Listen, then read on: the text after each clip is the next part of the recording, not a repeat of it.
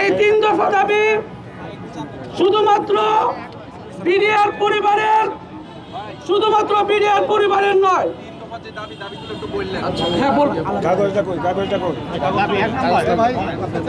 এই দাবিগুলো শুধুমাত্র বিডিআর বা বিডিআরের পরিবারের না, এই দাবিগুলো হচ্ছে আপমর বাংলাদেশের প্রত্যেকটা দেশপ্রেমিক মানুষের এই দাবিগুলো।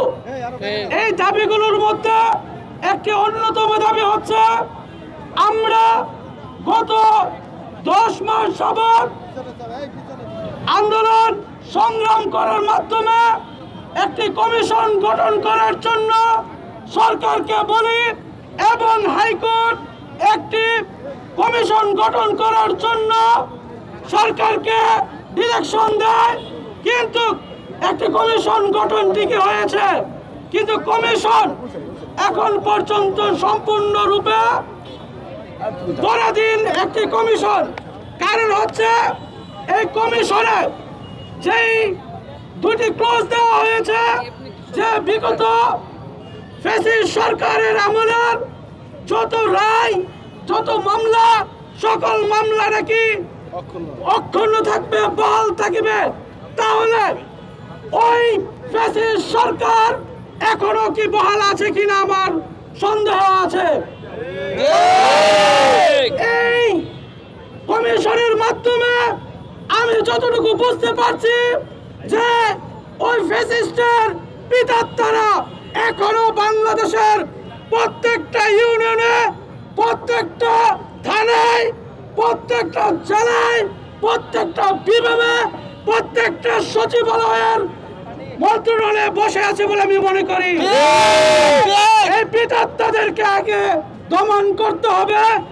এর অন্যতম মাধ্যম হচ্ছে বিডিআরের যে কমিশন, এই কমিশনকে সম্পূর্ণরূপে শর্তহীনভাবে স্বাধীনভাবে কাজ করার জন্য সুযোগ দিতে হবে। আমাদের দ্বিতীয় দাবি এবং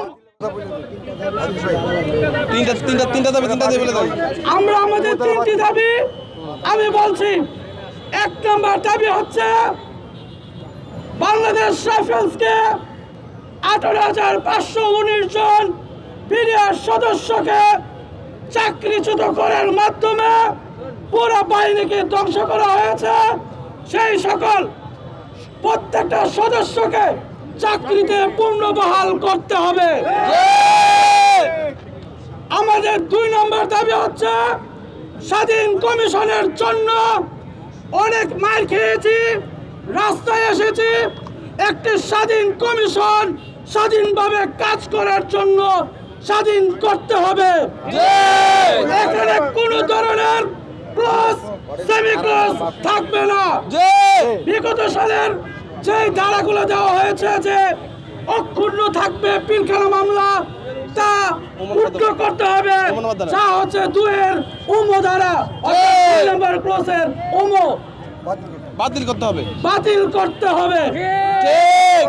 আমাদের 3 নম্বর দাবি হচ্ছে আমাদের যে জেলবন্দীরা আছেন তাদেরকে, অর্থাৎ যারা নিরপরাধ সদস্য এখনো জেলখানায় আছে, তাদেরকে অতি দ্রুত মুক্তির ব্যবস্থা করতে হবে এবং সাথে সাথে বাংলাদেশ রাইফেলসকে পুনঃস্থাপন করতে হবে।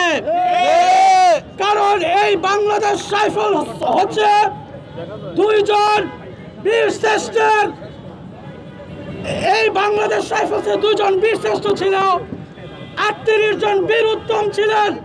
এই বাংলাদেশ রাইফেলসকে আবার পুনঃস্থাপন করতে হবে।